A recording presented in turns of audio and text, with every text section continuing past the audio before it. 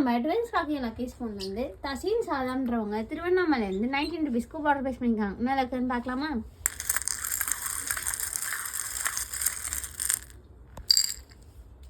ஒரு green colour star வந்திருக்கு. இது ஸ்பின்னிங் கிச்சன் வந்திருக்கு. லவ்வோடைய அந்த க்யூட்டான ஸ்பின்னிங் கிச்சன் எடுத்துக்கலாம்.